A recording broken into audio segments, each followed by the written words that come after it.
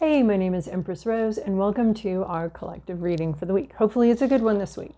I'm looking at my scrying ball, and I don't know how to describe this, but I've got a fish here with a lot of frills and ruffles, almost like a betta fish, but it's giving very, very gendered vibes as far as it's a female. I see a crown, actually, a gold crown, maybe some fish lips, and maybe some big fake eyelashes. So, and it looks stoned. I don't know what to tell you. That's what I'm seeing. I'm seeing this very extravagant stoned fish here of the female variety. All right, well, let's get started with the Dreamscape Oracle by Matt Hughes. We're going to see what else we find here. I mean, I couldn't not see it. Like, once I saw it, I was like, well, I would turn the ball a couple. I'm like, no, I've got like a stoned fish here that is just very flamboyant. All right. You guys are not going to believe what I just pulled. Same as last week. And the last time I had this deck, I guess I did use Dreamscape Oracle last week. Same thing. Turtle, slow and steady, wins the race. Keep going. Keep plotting, maybe even keep committing to emotional growth. Like last time, I was seeing this as like the King of Cups, this emotional maturity, this ability to go slow and just take things one step at a time. But we're cruising. I feel a little bit of like cruising here. I feel like I don't think this turtle's making a wake, but this turtle's definitely moving through things. I think it's funny too. I have a fish over here, another water animal. But we're just kind of cruising forward here. Slow and steady wins the race. What else can you say about a turtle? Again, emotional. This one's space. The giant space turtle. They were calling it a sea turtle, and I've also got a fish right here, so it's interesting. But sea turtle, space turtle, slow and steady wins the race. Longevity. Something has a lot of longevity. It's not a flash in the pan. It's not going away real quick. It's slow and steady. And then we've got it mixed with the Architect here. This is sort of the magician card of this deck. But the Architect, a design, a plan. So it's like heading slow and steady on your plan. You might have a plan. You might develop a plan this week. We might take some time to develop a plan for something, create something, put together the pieces of something, but it's slow and steady. It's not like you're not going to get it all done in 1 minute, in 1 day. Slow and steady. Planning something, developing a plan, creating a plan to change something, to shift the energy somewhere.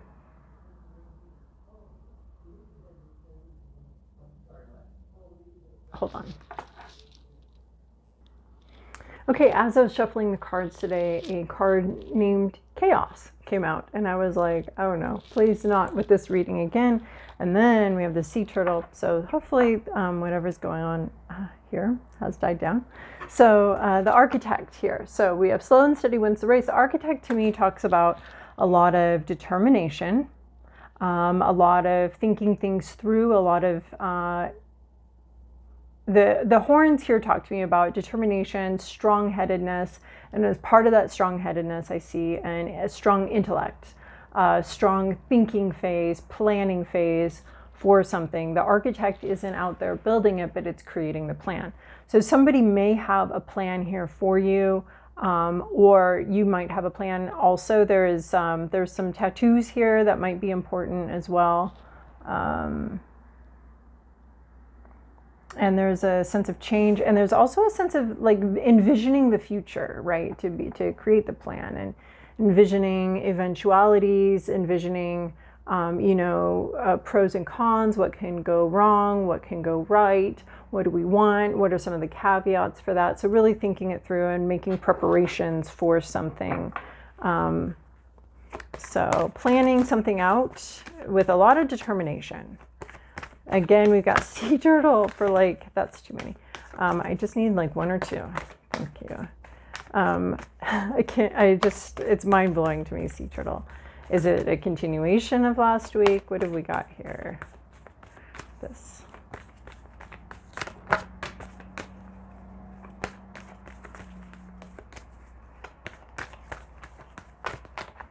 The intellect is definitely illuminated here. There's visionary. All right, here we go.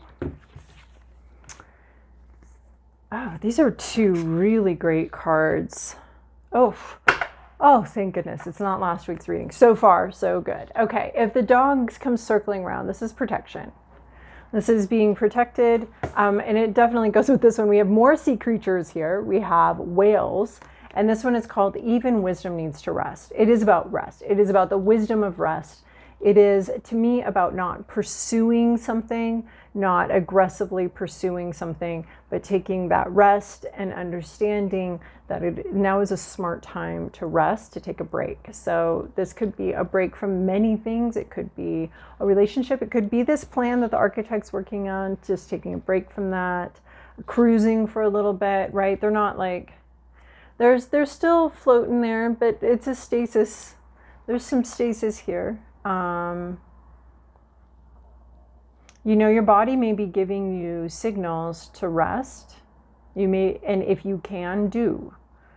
Oh, there was a phrase I learned a long time ago when I was a teenager. It was, what is it? It was something like, I'm going to say it backwards maybe, but if you can sit, if you can lie down when you get an opportunity to lie down, lie down. If you can sit, sit. If you can walk, if you have to walk, then walk. But don't run if you're able to lie down. If you have a minute to lie down and take a little nap, don't go running for that minute. I mean, we don't want to be sedentary. That's very bad for our bodies. But this is saying that there's something here that needs just genuine, real rest. And whatever that looks like for you, but real rest and allowing it to happen, allowing yourself to stop. And just reminding you here that it's very smart. It's a very smart move to rest and stop. There are things going on in our bodies that we're not always aware of. Like, there was a time in my life when if I started to feel a little sick, then I could rest and I could stay home. I could stay home with my kids if they were sick, if I was sick. And when that opportunity came, when those years were there, we got so much less sick than we were when everybody had to go to daycare at a certain time. And I had to go to work and everybody had to do these things at a certain time. And we couldn't say, oh yeah, I'm feeling a little under the weather, I think I'm going to stay home. We couldn't do that. And we were way sicker than when, you know, at the earliest opportunity, you seem a little under the weather. Let's keep you home so that this doesn't get worse. Or I seem a little under the weather.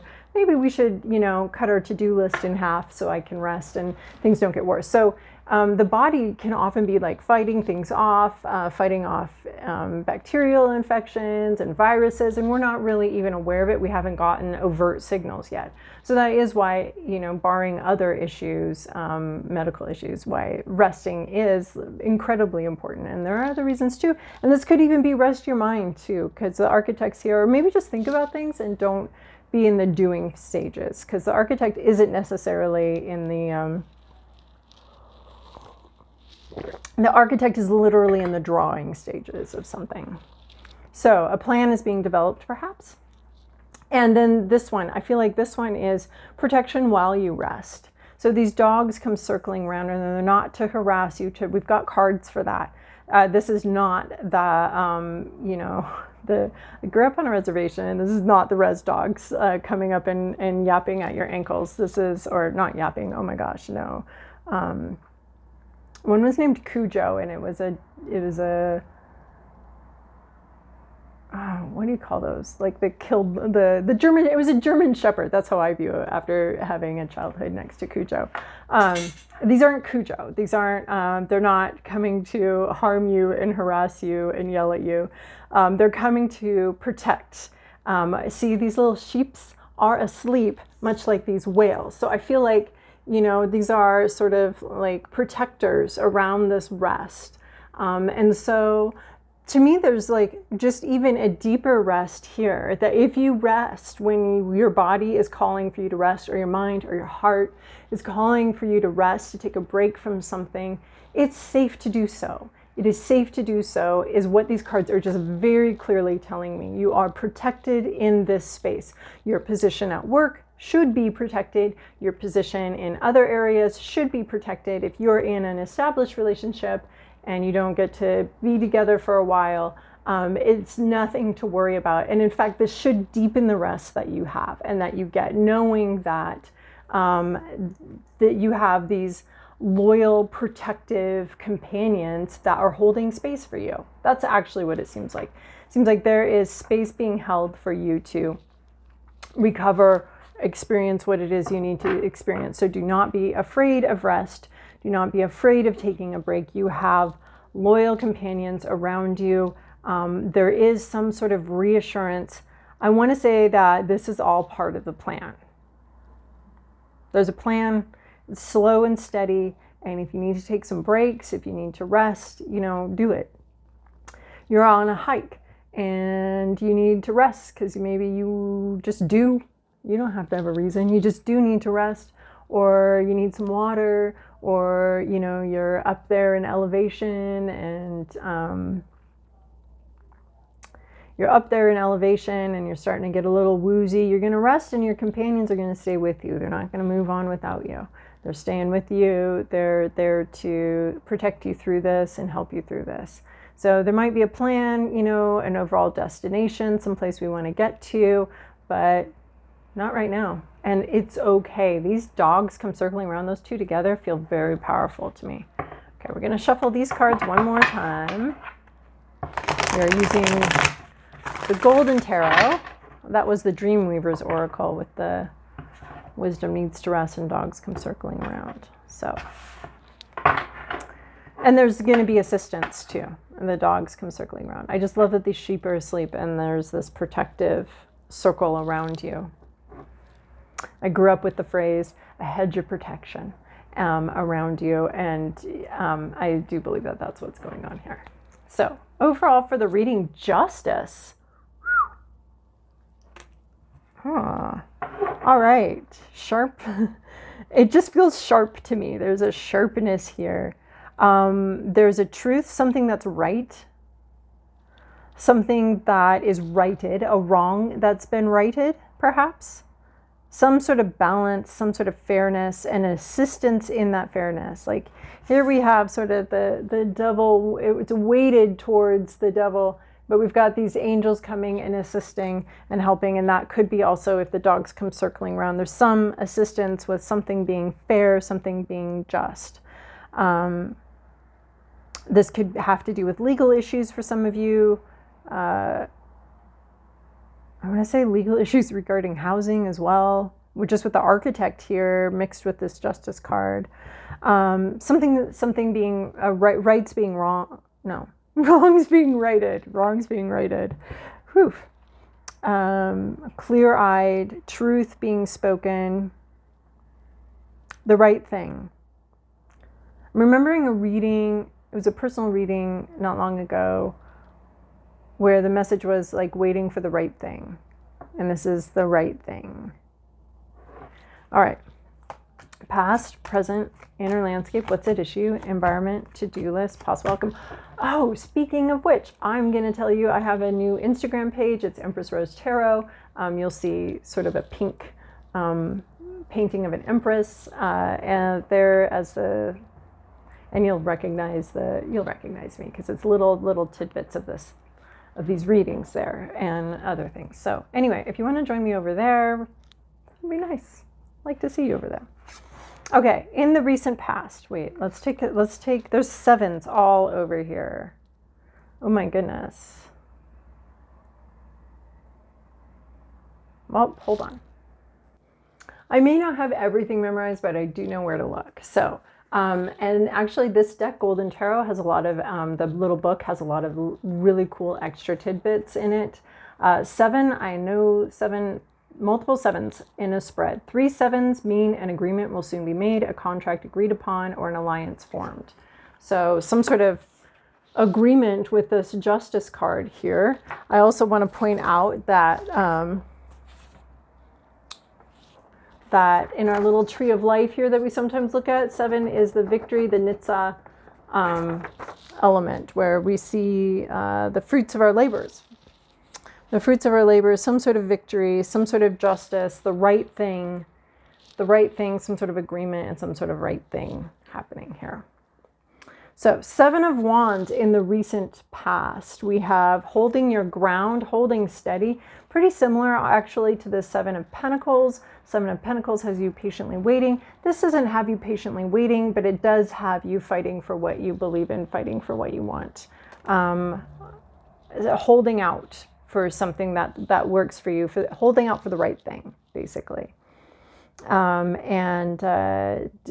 have the high ground, standing your ground, holding out for what's right. You have the moral high ground, having to deal with naysayers or with combative people that want your position, want what you've got, either want what you've got or don't think you should have what you've got.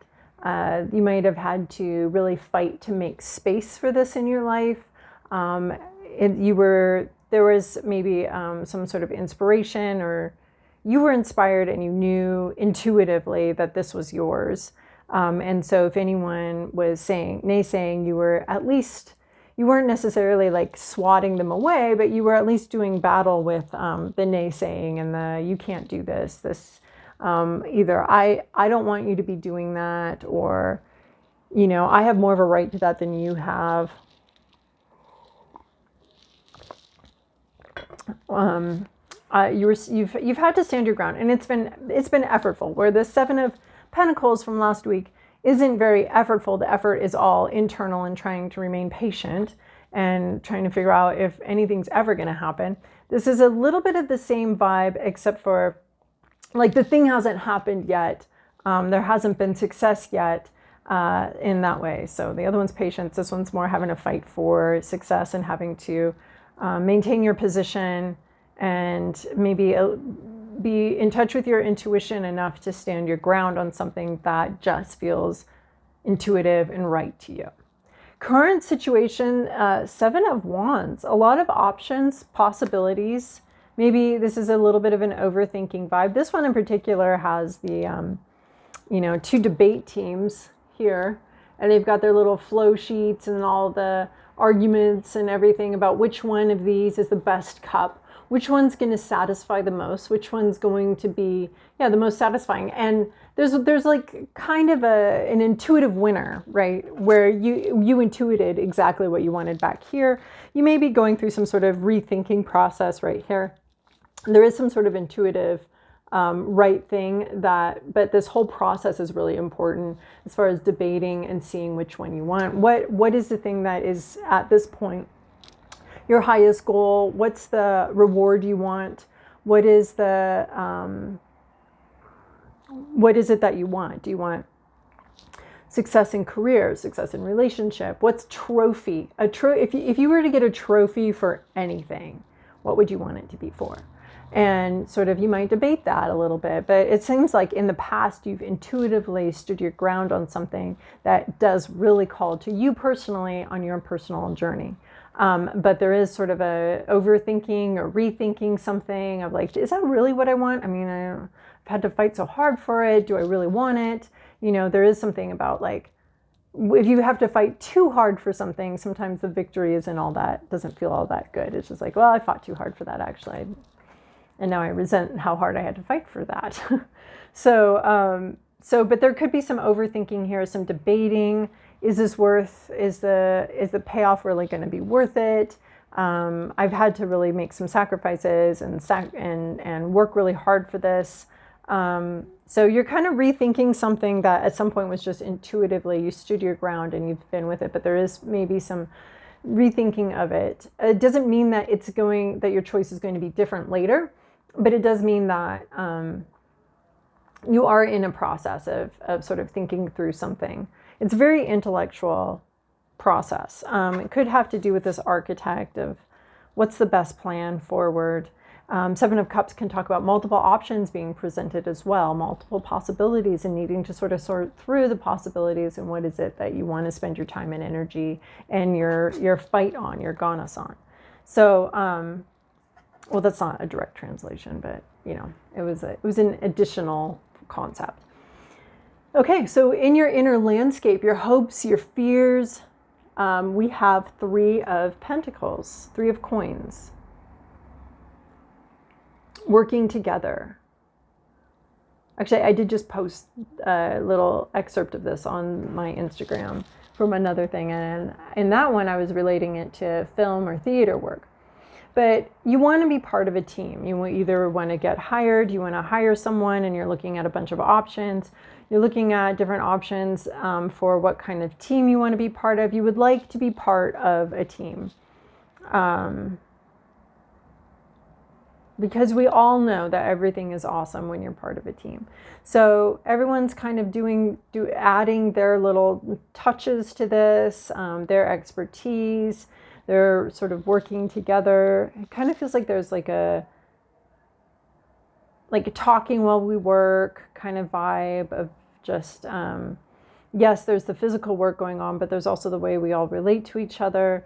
So there seems to be a sense of like a cohesive team.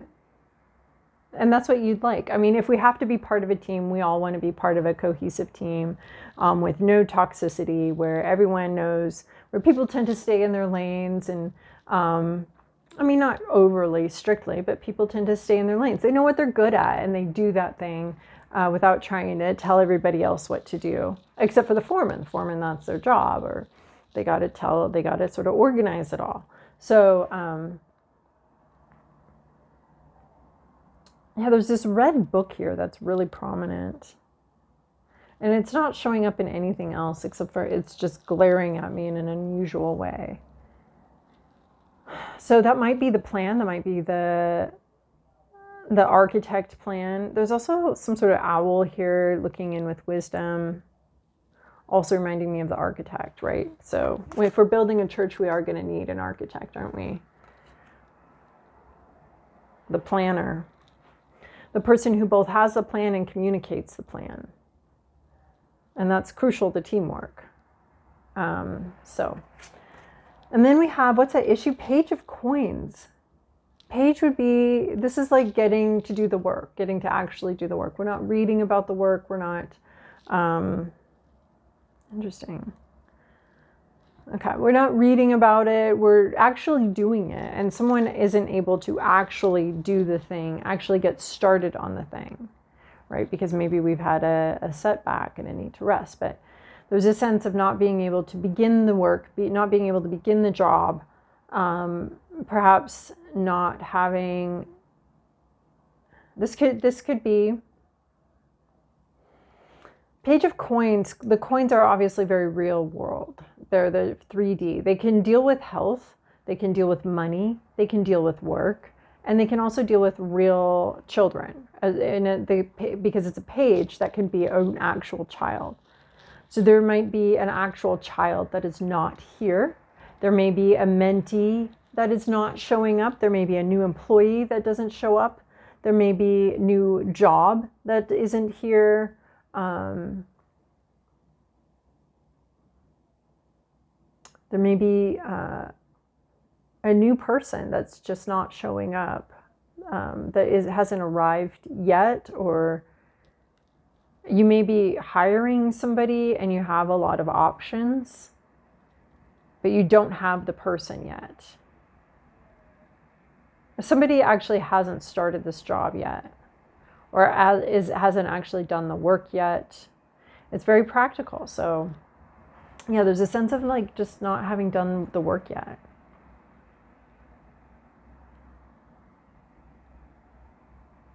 Right, because we're just in like decision-making mode. But we haven't really begun yet.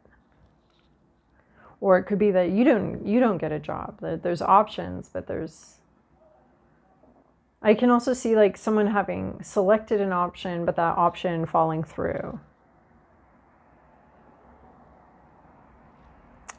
In your environment, you have the Emperor.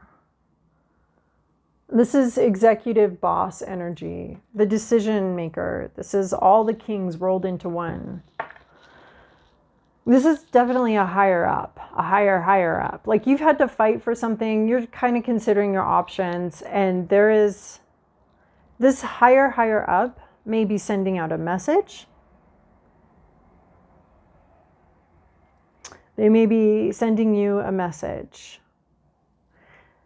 I feel like they either are observing or they do have a spy that is observing.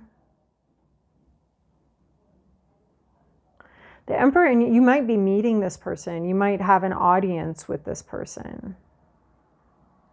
This person, you can expect this person to be extremely self-controlled. That's part of how they got to their position, is they set goals. This could be the architect, actually, the Emperor, who's sort of in charge of the whole thing, who's sort of overseeing everything, who has the overall vision, and possibly a red book. But they have the overall vision. This person, you may be aware of them, you might not be aware of them, but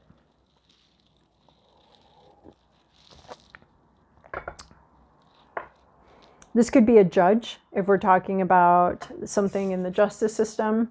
This is just someone that's unless you're also way high up in the company, this is way high up in the company or in the judicial system.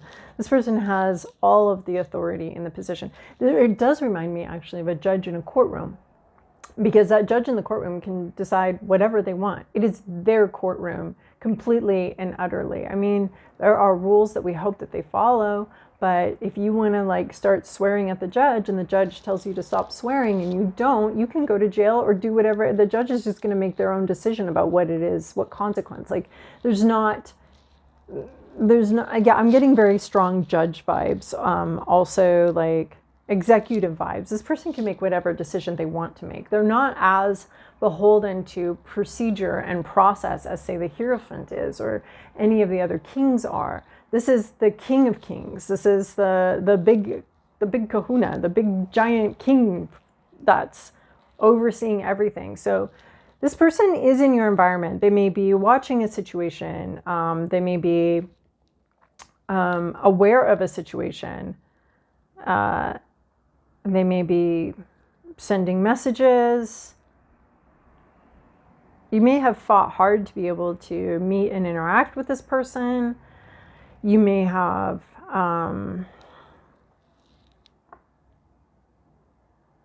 you've had a struggle. You're considering other options, perhaps. You want to be part of a team.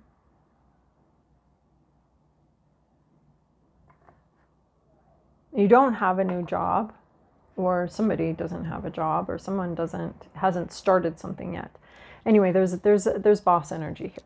All right, your to-do list. And this is where we get a little more practical. Sometimes these cards do need to have practical applications. So 10 of Swords. So this is the to-do list, or consider to-do list. This is finishing something off, a painful process, finalizing a painful process. I think we've gotten 10 of Swords actually fairly recently as well. So yes, this may be a slow process of, it's the final stitches again. It's counterintuitive, right? This does not look like a really great card, but it is sort of like it's an ending of something that's been really difficult and been really painful. Oh, good Lord, what are you doing here again? If I could just erase one card from our lives, from my decks, it would be possibly this one. But in this case, it might be something else. So anyway, I'm reading ahead. I'm sorry, I shouldn't do that. That's rude. But so at the end of a painful process and allowing that process to end. This card tells me that the process has already ended. You just may not have realized it yet. You may not realize that the dawn is coming. The dawn is here. The darkest part of the night is before the dawn, and the darkest part of the night is over. But you may need a rest period, a healing period, before you can really jump up with the break of dawn and get going on the next thing. Putting something to rest. healing. It's time for healing with the Ten of Swords. Like, the event is over. The hard part's over. You fought the good fight. You've learned what you needed to learn. And now it's over. You may still be dealing with fears, with some level of PTSD or something similar. You may be still dealing with the fallout of something, but it is time for healing. Like, don't jump up right away. With this, wisdom needs a rest and dogs come circling around. Don't jump up right away. You don't need to do that. This is, I don't believe this is the dog that comes circling around, because this dog's a little vicious. Maybe this dog is like, get up, get up. Normally I see it as predatory and like a little vulture-ish, as far as trying to like get in there. But the Ten of Swords is like, it's over, and allowing healing to come in.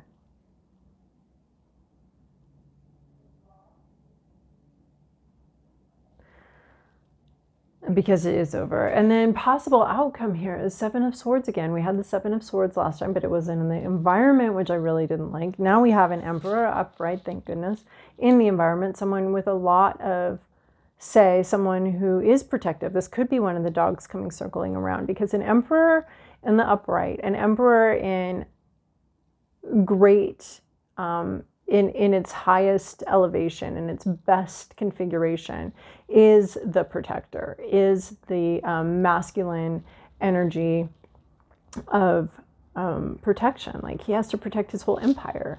He has to secure the borders. He has to make sure everyone's well fed and well taken care of within his empire. And so in the upright, this is a wonderful person who's making sure that everyone under their charge and everyone under their protection is cared for and is taken care of.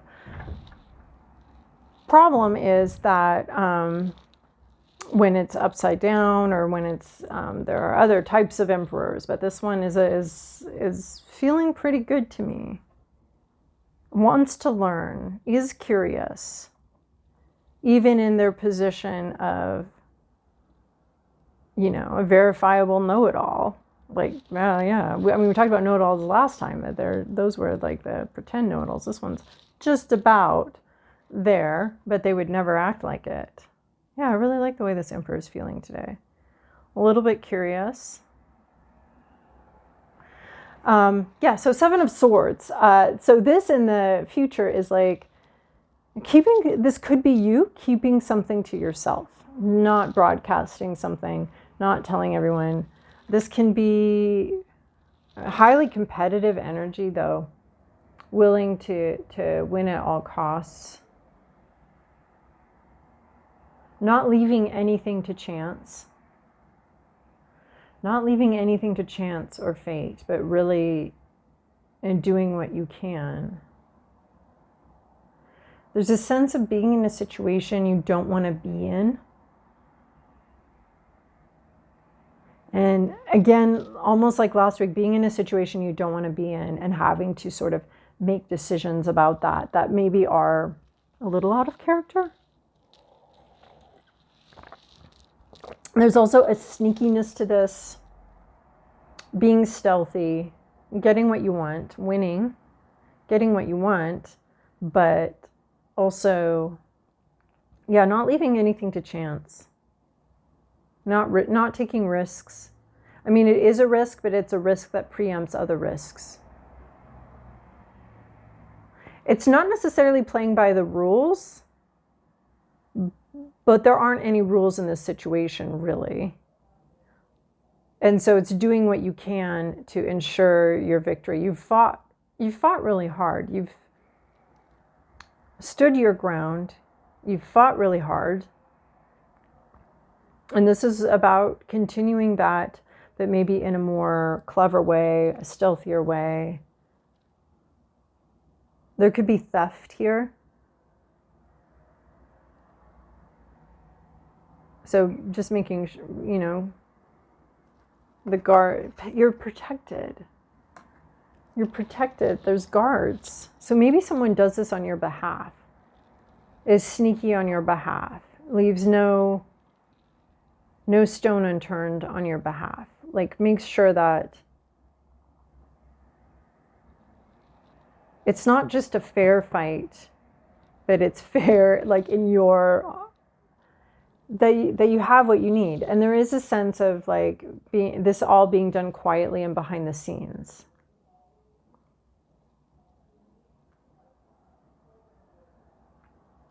Like while you recover, like you have time to recover from something.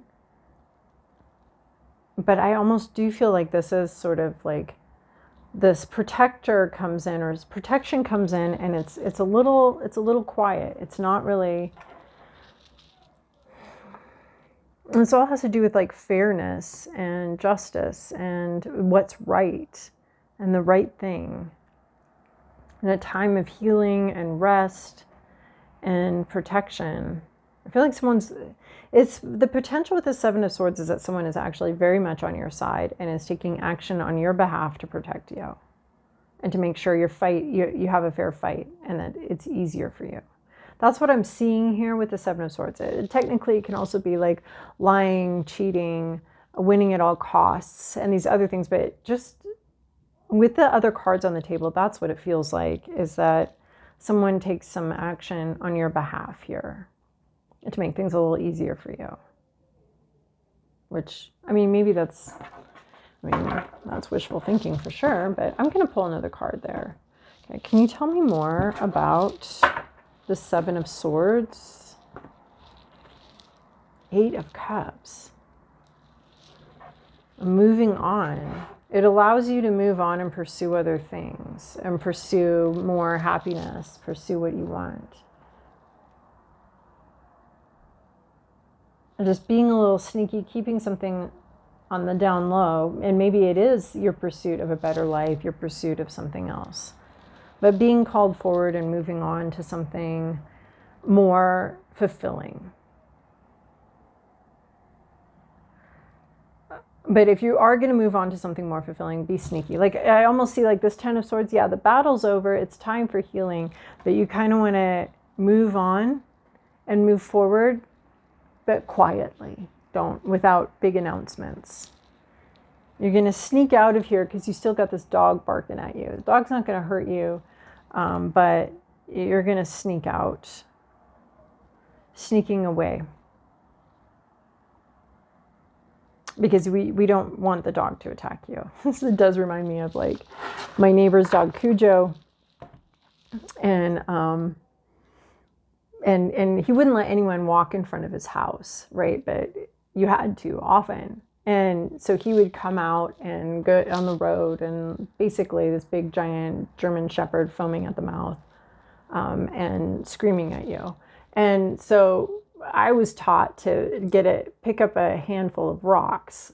So my dad would actually throw the rocks at him. And so then all I needed to do was pick up the rocks, and Cujo would kind of back away. So then what would happen is like as I grew older, the younger neighbor kids would come and be like, hey, I've got, the bus just dropped me off. Can you walk me past Cujo? He's out.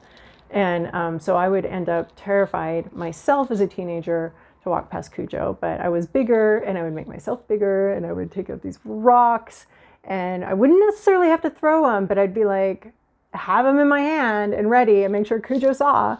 And so that's a little bit of what this reminds me of, is like bus drops you off and you're going to go get me. I'm going to, terrified as I am, I'm going to pick up a bunch of rocks and help you scooch past Cujo so you can go home and have a snack, and I will then walk.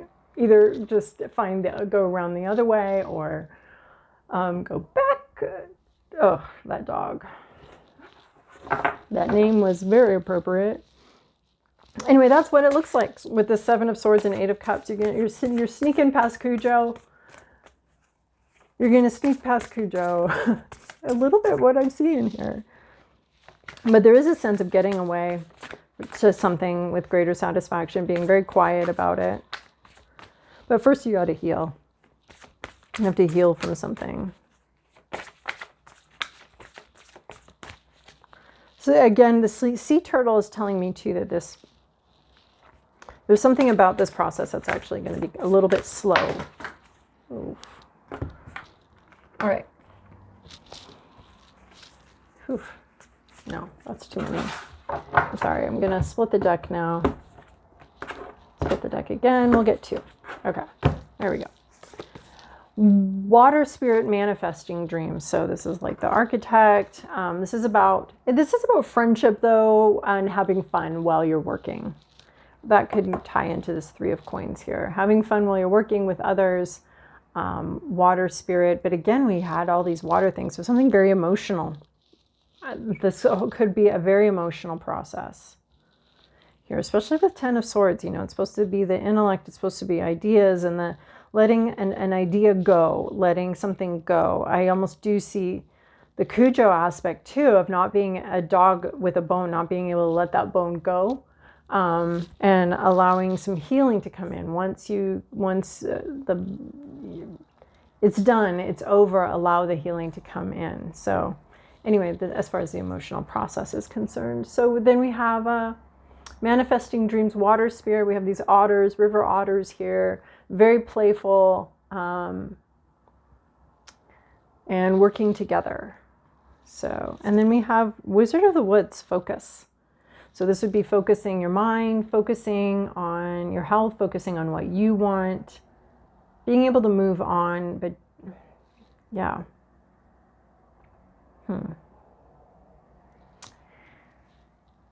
Wizard of the Woods, focus. This also talks to me about the wisdom of old men. I had a year that I called the wizard year, and it was, for some reason, it had this really strong beginning and this really strong ending, and it was almost exactly a year. And I kept running into, every time I'd go hiking, I'd run into an old man with a cane, always with a cane or something similar, who would explain something to me, show me where this cool cave was, show me where a waterfall was, tell me about, you know, the way the water works right here and what to avoid, and always had some sort of wisdom for me. And it was just this really bookended year. It was a strict year. And so this card always reminds me of the wizards that I met that year. And all very old men. It was really cool, really cool. So anyway, that could be part of what we're talking about here, especially with the Emperor and the 3 of Coins. You could be dealing with some old men with some wisdom, but there is a sense of needing to focus either on your health or on this project or on what's right, or on the fact that you can heal and you can move on.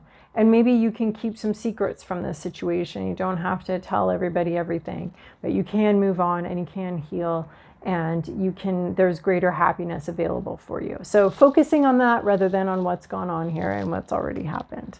So, all right. So hopefully that was helpful for you. Thank you so much for joining me here. I very much appreciate it. And we'll talk again later. Bye.